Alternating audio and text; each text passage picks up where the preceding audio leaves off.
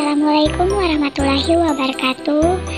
Pada saat ini kami dari kelompok A akan menampilkan video pembelajaran tentang pendekatan kontribusi. Selamat menyaksikan teman-teman.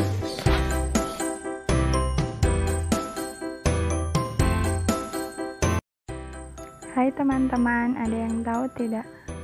Apa sih pendekatan kontribusi itu?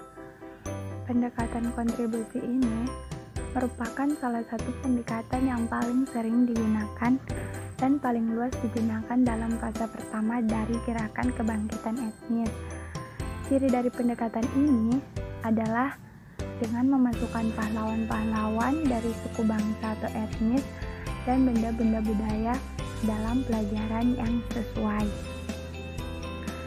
Tujuan dari pendekatan ini ialah mengajak peserta didik untuk mengenal latar belakang pahlawan-pahlawan yang pernah berjuang di Indonesia, memperkenalkan beragam dalam bentuk-bentuk rumah adat dari etnis yang berbeda, dan menunjukkan tempat dan cara beribadah yang berbeda, serta memperkenalkan bahasa dari suku budaya yang berbeda dan memperkenalkan budaya-budaya yang berada di Indonesia.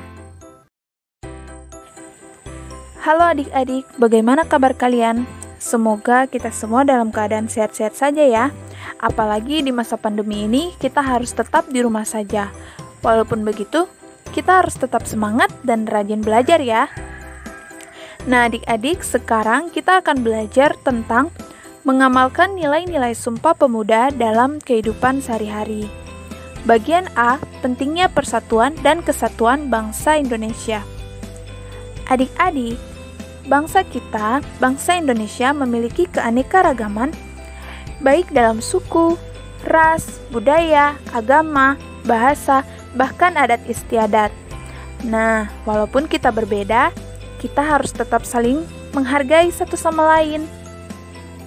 Adik-adik, senjata yang paling ampuh untuk mengusir penjajah pada zaman penjajahan di bangsa kita adalah persatuan dan kesatuan.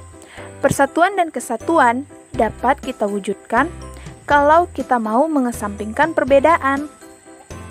Dengan persatuan dan kesatuan, bangsa kita akan kuat dan tidak mudah dipecah-pecah atau dihancurkan bangsa lain. Nah, kemudian yang bagian B yaitu pengamalan nilai-nilai Sumpah Pemuda dalam kehidupan sehari-hari. Yang pertama, menghargai perbedaan. Dalam berteman atau bergaul, kita tidak boleh membeda-bedakan suku bangsa, agama, dan golongan. Toleransi adalah sikap menghargai orang lain yang berbeda dengan kita.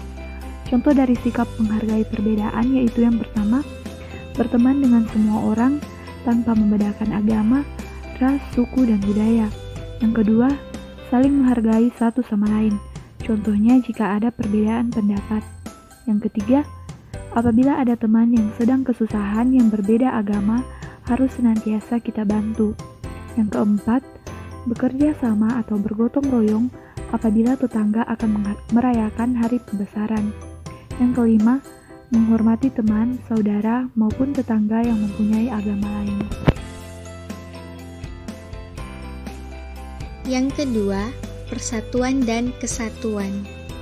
Contoh sikap memperkukuh persatuan dan kesatuan bangsa yaitu menerima dan menghargai suku, agama, budaya, dan adat istiadat orang lain. Kemudian, menggunakan bahasa Indonesia yang baik dan benar ketika berkomunikasi dengan orang lain. Selanjutnya, membiasakan hidup rukun dengan pemeluk agama lain. Ikut memelihara, melestarikan, dan mengembangkan tradisi dan budaya yang ada di masyarakat.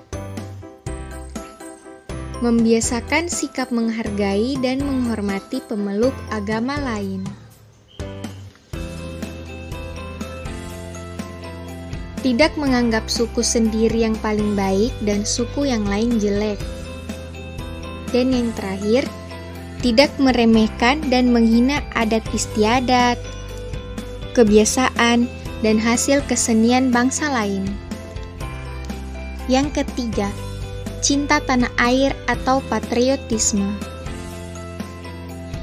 Cinta tanah air atau patriotisme adalah rasa kecintaan dan kesetiaan pada tanah air.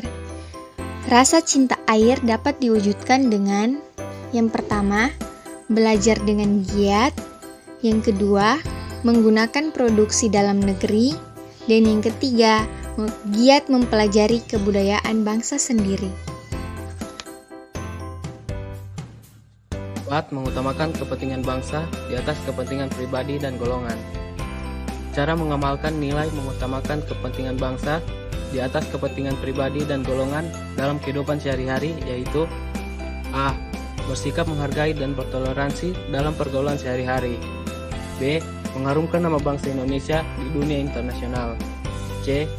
Mengikuti upacara dengan hikmat. D. Mengabadikan ilmu yang dimiliki demi kemajuan bangsa dan negara Indonesia. Dan yang kelima adalah suka bermusyawarah. Musyawarah bertujuan untuk menyelesaikan masalah yang menyangkut kepentingan bersama. Dalam bermusyawarah, semua orang memiliki hak yang sama untuk berpendapat. Kita harus menghormati pendapat orang lain, menerima hasil musyawarah, dan melaksanakan hasil musyawarah dengan penuh tanggung jawab.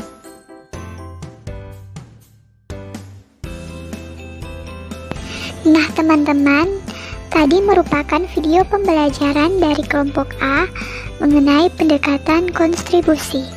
Terima kasih sudah menyaksikan.